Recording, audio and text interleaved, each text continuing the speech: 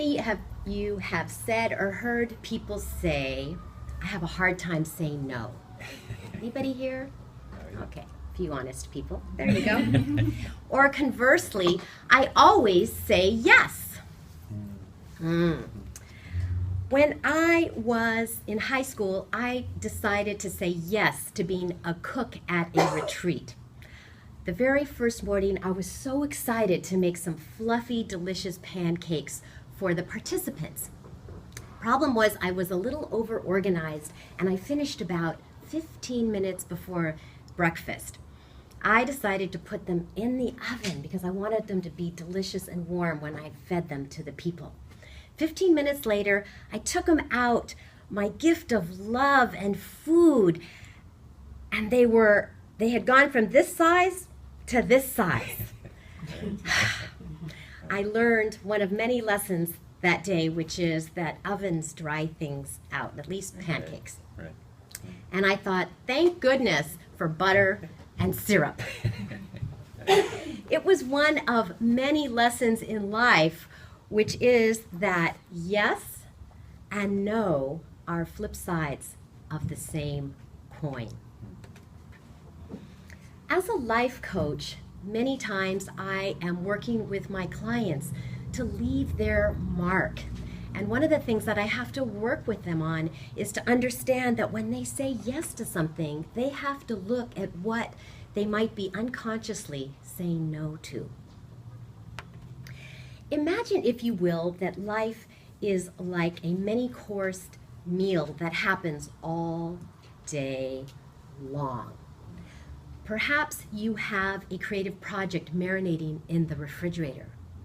Maybe you have some family plans baking in the oven.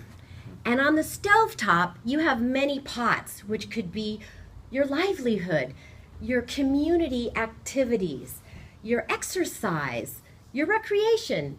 So many things that we all do in our lives. One of the things that I decided to do with all of my pots is I decided that I wanted to make my coaching practice a bigger yes. But to do that, I had to look at all the other pots on my stove. And I decided which one I needed to move to the back burner, turn the heat down so that I could get my coaching, move it to the front burner, and turn the heat up. One of the things that I realize is that my impulse as an Aquarian is always to turn everything up without looking at what I need to turn down. This behavior, let me just say, has manifested itself into many burnt tortillas, burnt cast iron skillets, and lots of burnt popcorn. The good news, as Susan L. Taylor, who was a long-time Essence editor and now is the CEO and founder of a mentoring movement that is nationwide, is she says, crises are nature's way of forcing change, breaking down old structures, shaking loose negative habits so that something new and better can take its place. So what are some of those structures or negative habits? I'm going to talk about two that I've seen when I have been working with my clients. The first one is that many of my clients are very committed to social justice. They often say a very excited and overzealous yes to doing things to make other people's lives better. One of the things I work with them on is to understand what they might unconsciously be saying no to.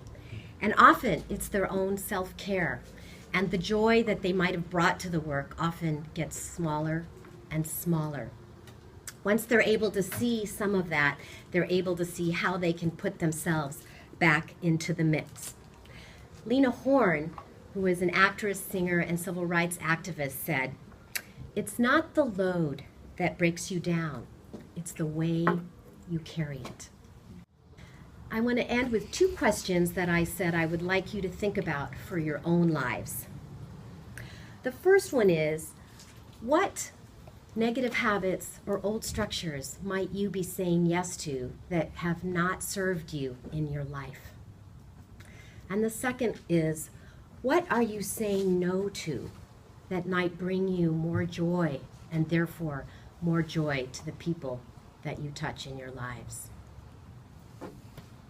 I'm going to end with a quote by Audre Lorde. She called herself Black, lesbian, mother, warrior, and poet. Once we recognize what it is we are feeling, once we recognize we can feel deeply, love deeply, can feel joy, then we will demand that all parts of our life produce that kind of joy. I invite you to think about very deeply all the yeses and the nos that you can do to bring joy into your life, knowing that it does justice both to you and to all the people in the world.